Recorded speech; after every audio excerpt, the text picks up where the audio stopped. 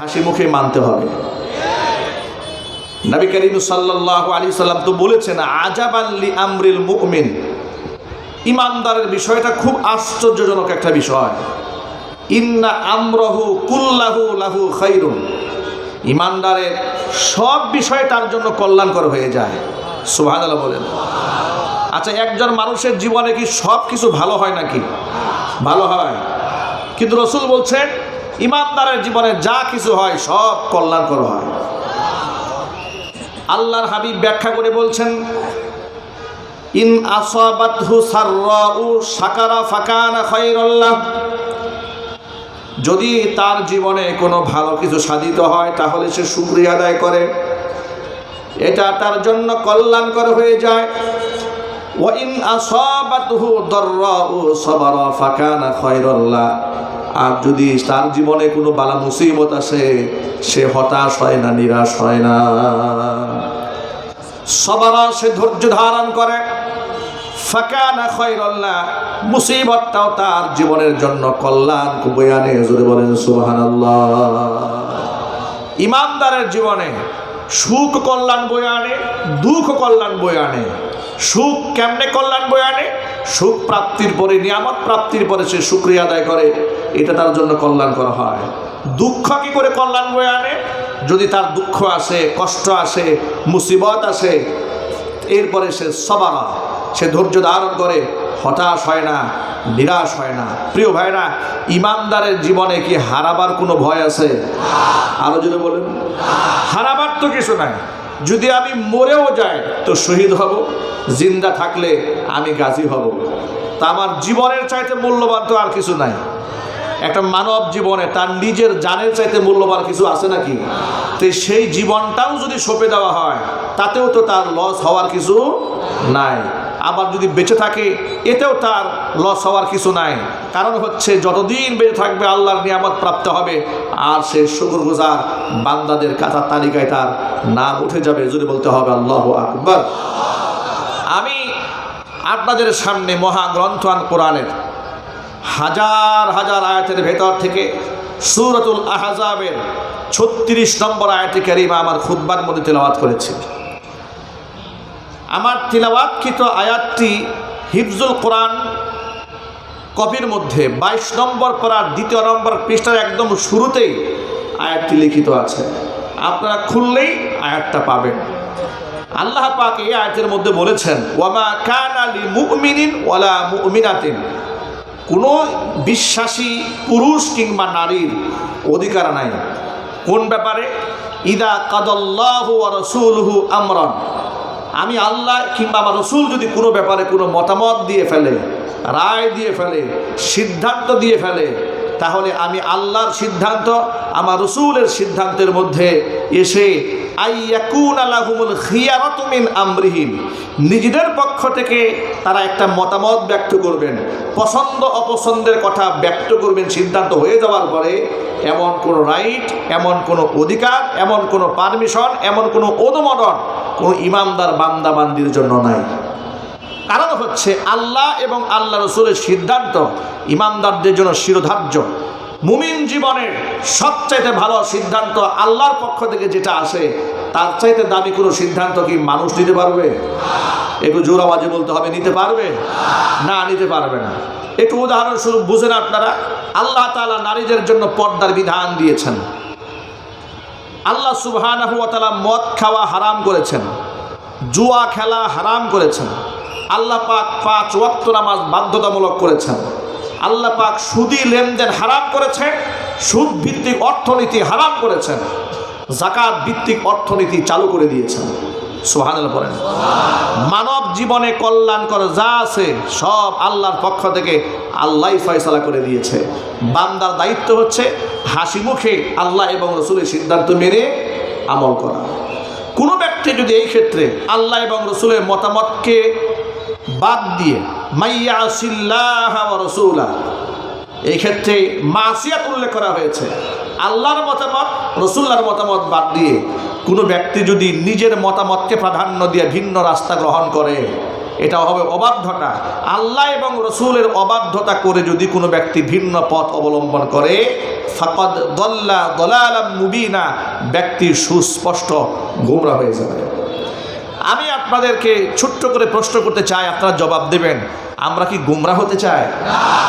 আরো যদি বলুন, আমরা সঠিক পথে পরিচালিত হতে চাই। আল্লাহর হাবিব কোরআন সম্পর্কে বলেছেন, ইন্না হাযাল কুরআনা সাবাবুন, কোরআন এমন একটা রশি, তরফুহু বিআইদিল্লাহি ওয়া তরফুহু বিআইদিকুম, এই রশির এক প্রান্ত আল্লাহর হাতে, আরেক প্রান্ত বান্দা তোমাদের হাতে। লাং তাদিল্লু ওয়া লাং তাহলিকু বা'দাহু আবাদা, কোশ্চিনকালেও তোমরা বিভ্রান্ত হবে না, হক থেকে বিচ্যুত হবে না, তোমরা ধ্বংসপ্রাপ্ত হবে না, যদি কোরআন নামক রশিটাকে মজবুতভাবে আঁকড়ায় ধরে রাখতে পারো। তোমাদের পদস্খলন হবে না, ধ্বংসপ্রাপ্ত হবে না। শর্ত একটা, কোরআনকে অবলম্বন বানিয়ে রাখতে হবে।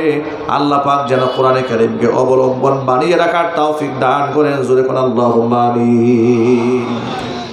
এই আয়াতটি নাজিল হওয়ার একটা প্রেক্ষাপট আছে, যেটাকে তাফসিরের ভাষায় শানে নুজুল বলা হয়। মানে আয়াত নাজিল হওয়ার প্রেক্ষাপট, কেন আল্লাহ পাক এই আয়াতটা নাজিল করলেন, এর একটা ঘটনা আছে। ঘটনা হচ্ছে, নবী করিম সাল্লাল্লাহু আলাইহি ওয়াসাল্লামের আপন ফুফাতো বোন যায়নাব বিনতে জাহাশ রাদিয়াল্লাহু তাআলা আনহা, তাকে আল্লাহর হাবিব সাল্লাল্লাহু আলাইহি ওয়াসাল্লাম নিজের পালক পুত্র যায়েদ বিন হারেসা রাদিয়াল্লাহু তাআলা আনহুর পক্ষ থেকে বিবাহের পয়গাম পাঠালেন তার কাছে। যায়নাব বিনতে জাহাশ রাদিয়াল্লাহু তাআলা আনহা রাসূলের ফুফাতো বোন, কুরাইশ বংশী সুন্দরী নারী। তিনি যখন শুনতে পেলেন যে রসুল আমার জন্য পাত্র সিলেক্ট করেছে যায়েদ বিন হারেসাকে, তিনি এটা মন থেকে অ্যাকসেপ্ট করতে পারলেন না। অ্যাকসেপ্ট করতে না পারার পেছনে তার যৌক্তিকতা ছিল যে আমি হলাম কুরাইশ বংশের একটা স্বাধীনা মুসলিম রমণী, আমার সামাজিক স্ট্যাটাস, বংশীয় মর্যাদা অনেক উপরে। পক্ষান্তরে যায়েদ বিন হারেসা হচ্ছে কৃতদাস, উকাজের মেলা থেকে তাকে 8 বছর বয়সে খরিদ করা হয়েছিল। সুতরাং একজন কৃতদাসের সাথে, যদিও সে রসুলের পালক পুত্র হিসেবে এখন সে মর্যাদা পেয়েছে, কিন্তু তার সাথে আমার বিবাহ বন্ধন হবে, এটা আমি মন থেকে মানতে পারলাম না। তিনি গ্রহণ করলেন না এই প্রস্তাব। সাথে সাথে তার ভাই আব্দুল্লাহ ইবনে জাহাশ, যায়নাব বিনতে জাহাশের ভাই, তিনিও এই প্রস্তাব অ্যাকসেপ্ট করলেন না। তার পরিপ্রেক্ষিতে আল্লাহ তাআলা আয়াতখানা নাজিল করলেন। আয়াত নাজিল হওয়ার পরে এই আওয়াজ যখন যায়নাব বিনতে জাহাশের কান পর্যন্ত পৌঁছেছে, তখন তিনি বললেন, আল্লাহ এবং রসুলের সিদ্ধান্তই চূড়ান্ত। হুজুর যে সিদ্ধান্ত দিয়েছেন যায়েদ বিন হারেসাকে বিবাহ করতে হবে, আমি হাসি মুখে আল্লাহ এবং রসুলের সিদ্ধান্ত মেনে নিলাম। একটু জোর আওয়াজে বলতে হবে আল্লাহু আকবার। আয়াতটি মুফাসসিরিনে কেরামরা লিখেছেন, যদিও আয়াতটি নাজিল হয়েছে একটা খাস ঘটনাকে কেন্দ্র করে, কিন্তু ঘটনার হুকুম ব্যাপক। প্রত্যেকটা মুমিন মুসলমানের জীবনে আল্লাহ এবং রসুলের সিদ্ধান্তই শিরোধার্য। এই ক্ষেত্রে কোনো যুক্তি চলবে না, কোনো তর্ক বাণিজ্য করা যাবে না। যেমন আমরা যদি আমাদের যুবক ভাইদেরকে বলি, যুবকেরা মুখে দাড়ি রাখতে হবে, দাড়ি রাখার বিধানটা ওয়াজিব। সব ফুকাহা ইকরাম এই ব্যাপারে একমত। দাড়ি রাখা কি জোরে বলেন তো ভাই, আরো সবাইকে জোরে বলতে হবে। দাড়ি রাখার বিধানটা ওয়াজিব। 100 যুক্তি সামনে নিয়ে দাঁড়িয়ে যায়, হুজুর এখনো বয়স হয় নাই, চাকরি বাকরি করি, ব্যবসা বাণিজ্য করি, দাড়ি রাখলে মিথ্যা কথা বলা যায় না, কিন্তু যেহেতু মিথ্যা কথা বলতে হয়, এই জন্য আমি দাড়ির অমর্যাদা করতে চাই না, এই জন্য কেটে ফেলি। কি বুদ্ধি দেখছেন? উনি দাড়ির অমর্যাদা করবে না, মিথ্যা কথা বলতে হয়, তো এই জন্য দাড়ি আগে থেকেই কামায় রাখে। এরকম বুদ্ধি শুনলে শয়তান কিন্তু খুব খুশি হয়, ঠিক কিনা যদি বলেন? দাড়ির ক্ষেত্রে হাজারো যুক্তি দাঁড় করায় দেয়, আবার না রাখার পেছনে গল্প করে বলে, হুজুর দাড়ি এত গুরুত্ব নিয়ে পড়ে আছেন আপনি, গোটা দেশ চলতেছে একদিকে আর আপনি দাড়ি নিয়ে পড়ে আছেন। আমি বলি ভাই, আমি শুধু দাড়ির কথা বলি না, এটা এক্সাম্পল বলেছি। দাড়ি, টুপি, তাসবিহ, জায়নামাজ, সুন্নতের মিসওয়াক থেকে শুরু করে সুন্নতে নববী, বাস্তব জীবনের সকল ক্ষেত্রে আল্লাহর নবীর আদর্শগুলোকে হাসি মুখেই মানতে হবে।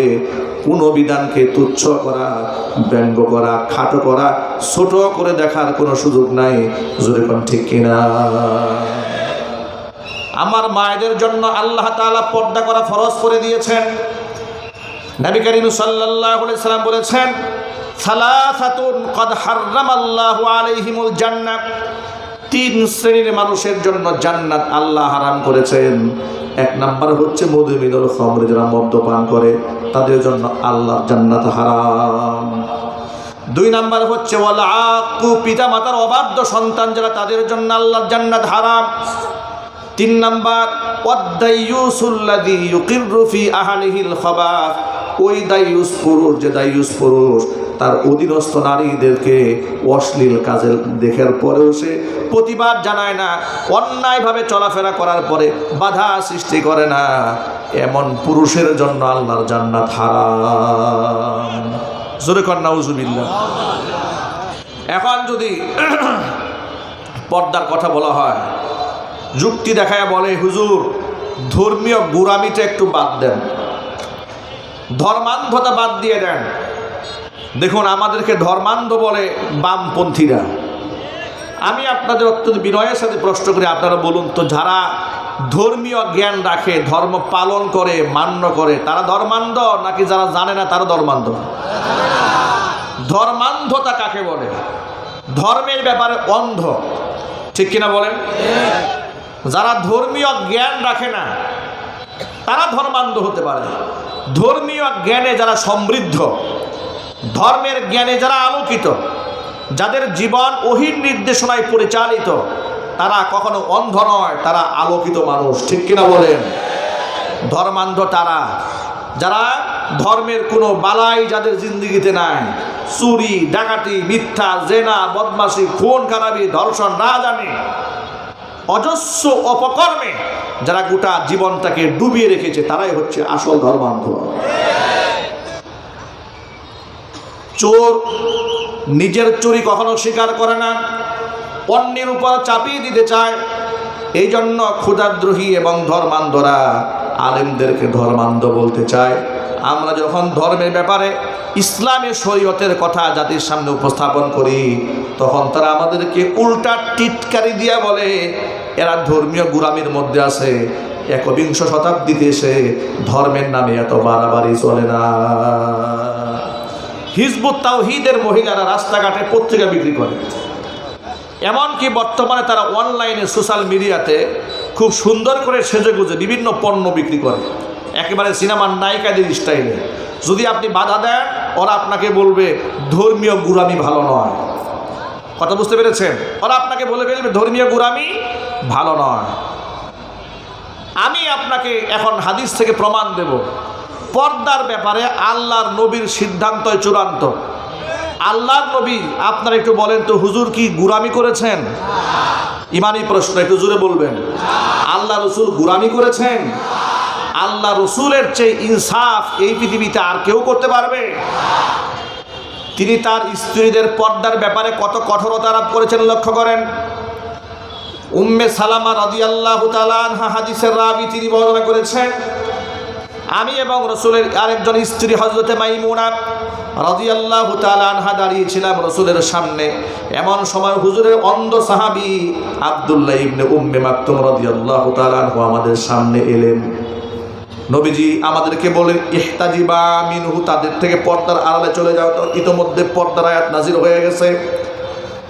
আমাদেরকে পর্দার আড়ালে চলে যেতে পারলে বললে, উম্মে সালামা বলছেন, আমি রাসূলুল্লাহকে ডেকে বললাম, আলাইসা হুয়া আ'মা লা ইউবসিরুনা ওয়া লা ইয়ারিফুনা, হে রাসূল, তিনি তো অন্ধ ব্যক্তি, তিনি তো আমাদেরকে দেখতেও পারবেন না, আমাদের চিনতেও পারবেন না। নবীজি তখন আমাকে পাল্টা প্রশ্ন করে বলছেন, উম্মে সালামা বলছেন, আফা আমিয়া ওয়ানি আনতুমা আলাস্তুমা তুবসিরানি, আব্দুল্লাহ ইবনে উম্মে মাকতুম জন্মান্ধ, তোমাদের দেখতে পারবে না, কথা মেনে নিলাম। তোমরা দুইজনে তো আর অন্ধ নও, তোমরা তো অবশ্যই তাকে দেখতে পারবে। সুতরাং তোমরা অকারণে, বিনা কারণে একটা অন্ধ সাহাবীর দিকে তাকাতেও পারবে না। জোরে জোরে করেন সুবহানাল্লাহ। পর্দার ব্যাপারে এবং পর্দার আমালের ক্ষেত্রে, নারী পুরুষের হিজাব এবং পার্টিশনের ব্যাপারে আল্লাহর নবী আমাদের জন্য আদর্শ। এছাড়া পৃথিবীর আমাদের জন্য আর কেউ আদর্শ হতে পারে না। কথা একটু বলতে হবে তো ভাই, ঠিক কিনা বলেন? অনেকে যুক্তি তর্ক দিয়ে বলে, হুজুর মালয়েশিয়ার মেয়েরা পরপুরুষের সামনে মুখ খুলে চলে, ইন্দোনেশিয়ার মেয়েরা মুখ খুলে চলে, ইরানের মেয়েরা মুখ খুলে চলে, ইরাকের মেয়েরা মুখ খুলে চলে। আচ্ছা, Malaysia, Indonesia, Iraq, Iran, Lebanon, France, Britain, Canada, Germany কিংবা সৌদি আরব, এগুলা কি আমাদের ধর্মের মডেল? আরো জোরে আওয়াজ দিয়ে বলেন। আমাদের ধর্মের মডেল হচ্ছে কোরআন এবং সুন্নাহ। আমাদের মডেল হচ্ছে বিশ্বনবী মুহাম্মদ রাসূলুল্লাহ সাল্লাল্লাহু আলাইহি ওয়াসাল্লাম। ইতিহাস তো আপনাদের ভুলে যাওয়ার কথা নয়, আপনাদেরকে একটু স্মরণ করিয়ে দিই। এই দেশে ভাস্কর্যের নামে যখন রাস্তায় রাস্তায় মূর্তি বানানো হচ্ছিল, আলেমরা যখন প্রতিবাদ জানিয়েছিলেন, আমাদের আকাবির যারা, আমাদের বড় যারা, যারা গোটা দেশের ধর্মীয় অঙ্গনে, আধ্যাত্মিক অঙ্গনে, রাজনৈতিক অঙ্গনে যারা প্রভাবশালী, তারা রাষ্ট্রের সরকারকে বুঝিয়েছে, বলেছে, নানাভাবে বোঝাবার চেষ্টা করেছে। 90 থেকে 95% মুসলিম অধ্যুষিত এই দেশে এই শিরকি কালচারটা চালাবেন না। যার নামে আপনারা মূর্তি বানাতে চাচ্ছেন, প্রয়োজনে এতিমখানা বানান, মাদ্রাসা বানান, মসজিদ বানান, তিনি কবরে সওয়াব পাবেন, ইসালে সওয়াবের ব্যবস্থা হবে। যেখানে সেখানে মূর্তি বানাবেন না। আমি নিজে বুটবাজার কেন্দ্রীয় জামে মসজিদের জুমার খুতবায় নেতৃবৃন্দের সামনে বলেছি যে মূর্তি বানানো জায়েজ নেই, হারাম। ভাস্কর্যের নামে বানান, মূর্তির নামে বানান, এই ভাস্কর্যের পূজা হোক, অর্চনা হোক আর নাই হোক, আপনি যেভাবেই বানান সেভাবেই হারাম। এগুলা বোঝাবার পরে আবার বিনয়ের সাথে বলেছি, মৃত ব্যক্তি রূহের মাগফিরাত কামনা করতে চান তো এতিমখানা করেন, মসজিদ করেন, ইসালে সওয়াবের ব্যবস্থা হবে। তারা আমাদের এই বক্তব্যকে অ্যাকসেপ্ট তো করলই না, উল্টা থানায় গিয়ে পরামর্শ করে মাদানী হুজুর জাতির পিতার বিরুদ্ধে বক্তব্য দিয়েছে। তাকে এই বুটবাজার কেন্দ্রীয় মসজিদে আর জুমার খুতবা দিতে দেওয়া হবে না। ষড়যন্ত্র শুরু হয়ে গেল। পরের দিন থেকে, পরের জুমা থেকে দেখি একের পর এক শুধু মসজিদে পুলিশ আসে। এক জুমায় আসে, 2 জুমায় আসে, 3য় জুমায় আসে, পুলিশ মসজিদে ঘেরাও করে রাখে। পুলিশ প্রশাসন লোকদের জিজ্ঞেস করলাম, ভাই এত মানুষ আপনারা কেন মসজিদে এসেছেন? আমাকে প্রশাসনের লোকেরা বলল, হুজুর আপনার নিরাপত্তা দেওয়ার জন্য আসছি। আমাকে নিরাপত্তা দেওয়ার জন্য মসজিদে পুলিশ এসেছে। অন্য দিক থেকে আমি যে বাসায় ভাড়া থাকতাম গাছাতে, আমার বাড়িওয়ালাকে বলে এসেছে আপনার বাসায় মাদানী হুজুর যেন উঠতে না পারে, উঠলে কিন্তু আপনি সহ মামলা খাবেন। কথা বুঝতে পেরেছেন? এর মানে হাইকমান্ড থেকে নির্দেশ দেওয়া হয়েছে আমাকে গাজীপুর থেকে উচ্ছেদ করবে, মসজিদ থেকে তাড়াই দেবে। সর্বশেষ তাকে বললাম যে ভাই এক কাজ করেন, আপনারা তো আমাকে নামাজ পড়তে দিতে চাচ্ছেন না, আমার নামে একাধিক মামলা দিয়ে দিবেন, আমাকে হয়রানি করছেন। একটা কাজ করেন, আমি একটা জুমা পড়িয়ে আমার মসজিদের মিম্বার থেকে এত বছর নামাজ পড়িয়েছি, অন্তত মুসল্লিদের কাছ থেকে বিদায় নিয়ে যায়। আমাকে ডিরেক্ট বললো, না আপনি বিদায় নিতে পারবেন না, বিদায় নিতে গেলে মসজিদে একটা হট্টগোল লাগবে, আপনার ভক্তরা মিছিল নিয়ে দাঁড়ায় যাবে, সুতরাং আপনি বিদায় নিতে পারবেন না, আপনি চুপচাপ চলে যাবেন, একবারের জন্য মসজিদে আসবেন না, যদি আসেন পরিস্থিতি যদি খারাপ হয় এজন্য আপনি দায়ী হবেন। আমি সসম্মানে সেখান থেকে চলে গেলাম। 4 বছর পরে জুমার মসজিদে আসলাম। মনে এত ব্যথা সেদিন পেয়েছিলাম যে কোনো অন্যায় করলাম না, অপরাধ করলাম না, চোরের মতো পালিয়ে গেলাম, নিজের কাছে খুব অপরাধী মনে হলো। আর মনে মনে ভাবলাম এই দিন দিন নয়, দিন আরও আছে। অতিলকাল আইয়ামু নুদাবিলুহা বাইনান নাস, দিন তো আল্লাহর হাতে, এটা আল্লাহ যে কোনো সময় ঘুরাই দিতে পারে। আমাদেরকে আমাদের কর্মসংস্থান থেকে, খেদমতের অঙ্গন থেকে বিদায় নেওয়ার সুযোগ স্বৈরাচারীর আমলে দেওয়া হয় নাই। স্বৈরাচারী 16 বছর দেশে শাসন করেছে, জুলুম করেছে, নির্যাতন করেছে, গুম করেছে, খুন করেছে।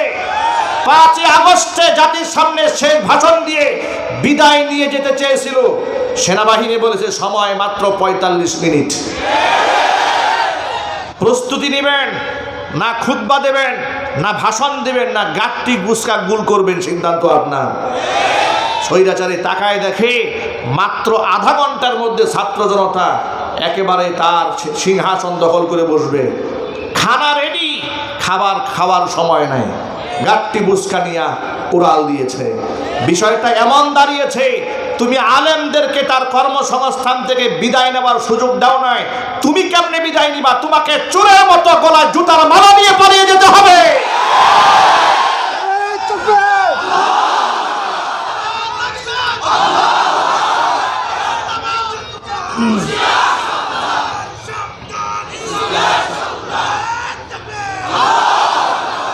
ওদের আমলে হক্কানি আলেম ওলামাদেরকে ওরা শত্রু বানিয়ে রেখেছিল, আর বেঈমান মুনাফিক কাফেরদেরকে ওরা বন্ধু বানিয়ে রেখে দিয়েছিল।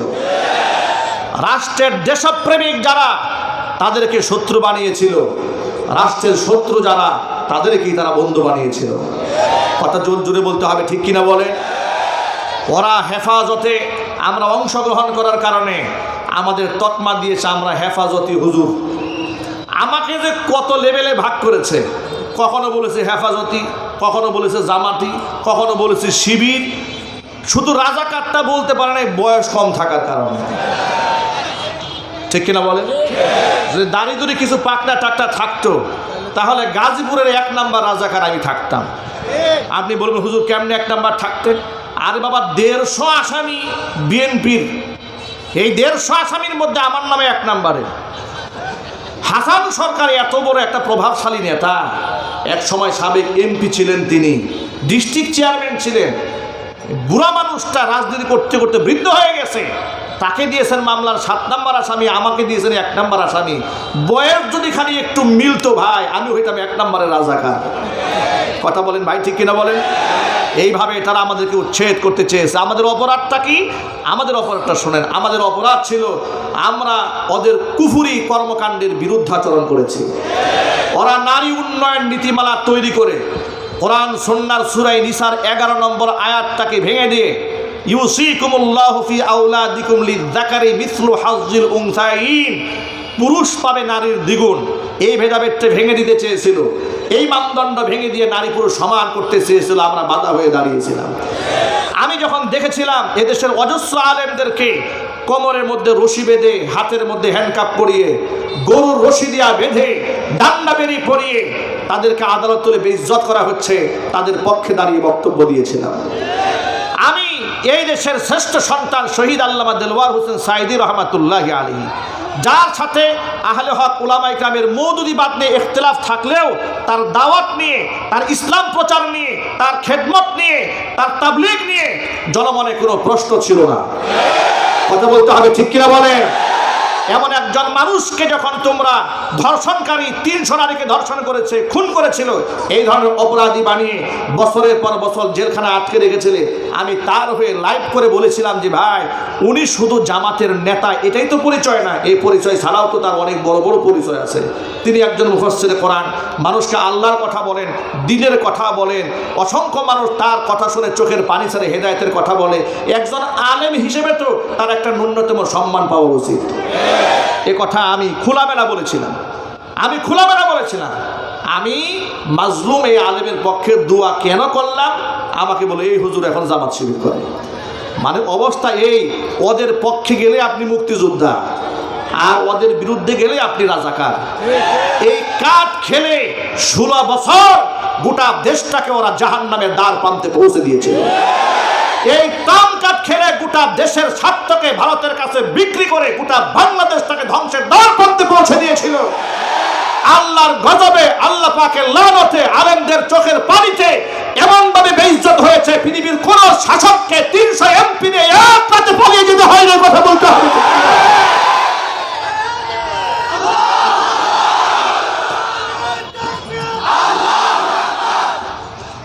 আমি এদের রক্ত চক্ষুকে ভয় করি নাই।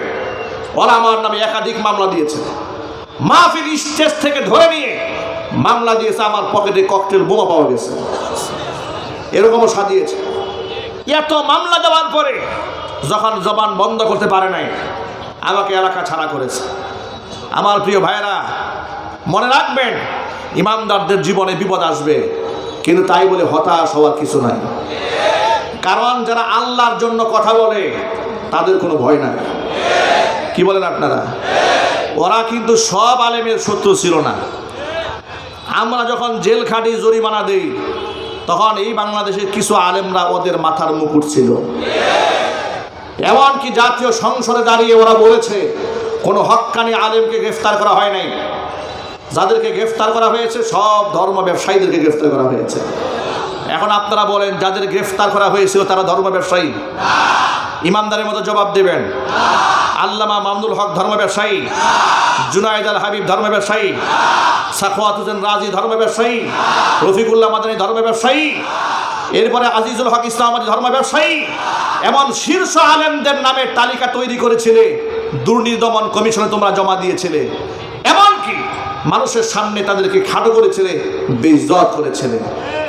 বিচারপতি, সাবেক বিচারপতি কালামানিক আলেমদের নামে এই চক্রান্ত করেছিল। আল্লাহ তাআলা, আহারে সুবহানাল্লাহ, আগে কোন সুবহানাল্লাহ, আল্লাহু আকবার বলেন। কোরআন মাজিদের একটা আয়াত আমার মনে পড়েছে।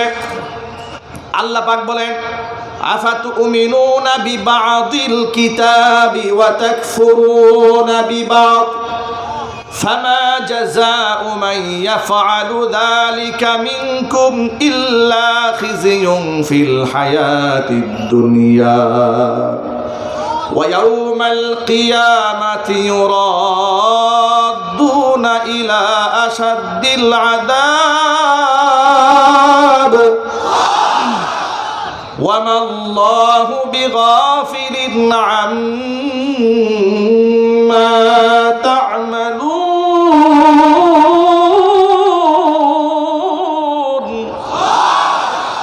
আল্লাহ পাক বলেন, আমার নাজিলকৃত বিধানের কিছু অংশ ঈমান আনবে আর কিছু অংশ করবে অস্বীকার। এই যদি হয় তোমাদের কারো চরিত্র, ফামা জাযাউ মান ইয়াফআলু যালিকা মিনকুম ইল্লা খিজিয়ুন ফিল হায়াতিদ দুনিয়া, দুনিয়াতে তাকে লাঞ্ছনা গঞ্জনা, তাকে পোহাতে হবে। ওয়া ইয়াউমাল কিয়ামাতি ইউরাদ্দুনা ইলা আশাদ্দিল আযাব, কিয়ামতের দিন তাকে আরো কঠিন শাস্তির সম্মুখীন করা হবে। তোমাদের কৃতকর্ম সম্পর্কে আমি আল্লাহ উদাসীন নই, গাফিল নই। ঠিক কিনা বলেন? 116 জন আলেমের নামের তালিকা, যেই সাবেক বিচারপতি শামসুদ্দিন চৌধুরী কালামানিক, যার নেতৃত্বে হয়েছিল, আহারে দেশটা স্বাধীন হতে না হতে কালামানিকের যে কি কালা দশা, কলা পাতার মধ্যে শুয়ে আছে। আহারে মনে হচ্ছে ওর চাইতে বড় ইতিম এই দেশে আর কেউ নাই। অথচ দুদিন আগে ওর হুঙ্কারে টেলিভিশনের টক শো ফাটিয়ে ফেলেছে। কথা বলতে হবে তো ভাই, ঠিক কিনা বলে?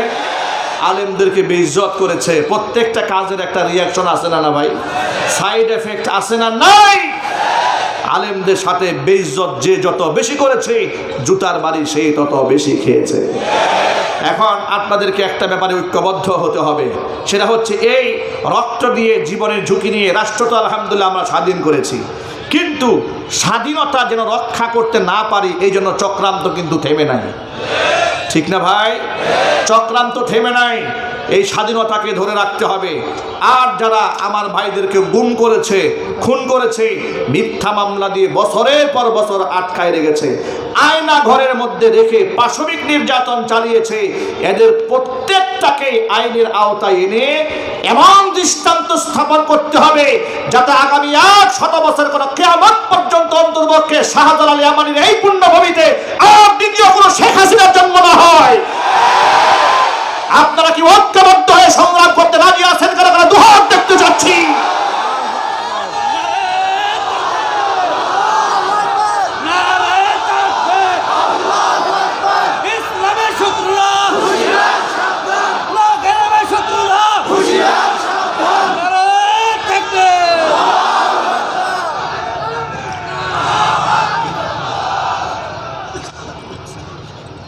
মনে রাখবেন, এই দেশে ইনশাল্লাহ আর শেখ হাসিনা তৈরি হবে না।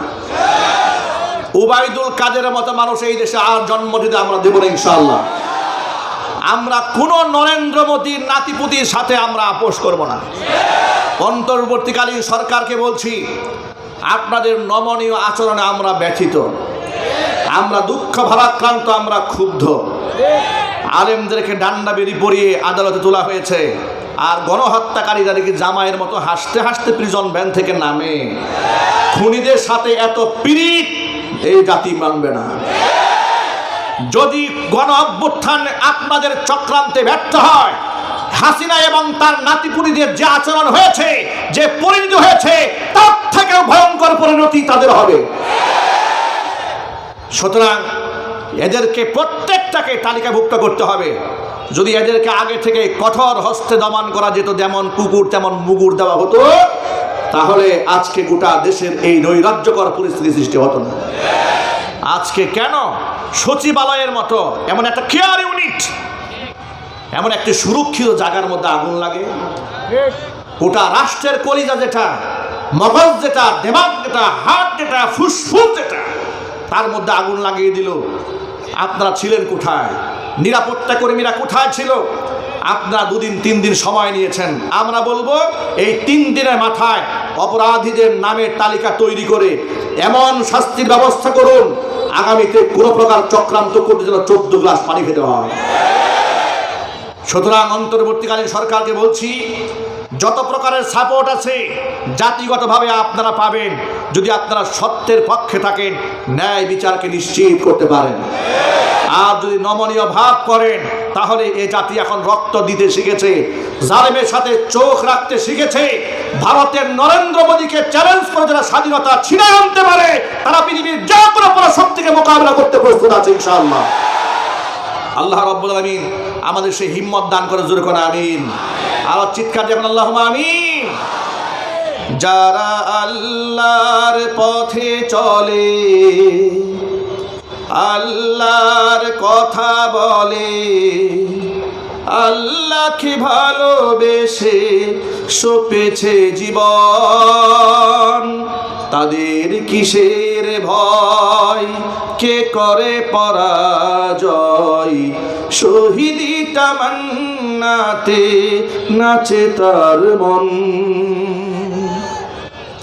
যারা আল্লাহর পথে চলে, আল্লাহর কথা বলে, আল্লাহকে ভালোবেসে সপেছে জীবন, তাদের কিসের ভয়, কে করে পরাজয়, শহীদি তামান্নাতে নাচে তার মন।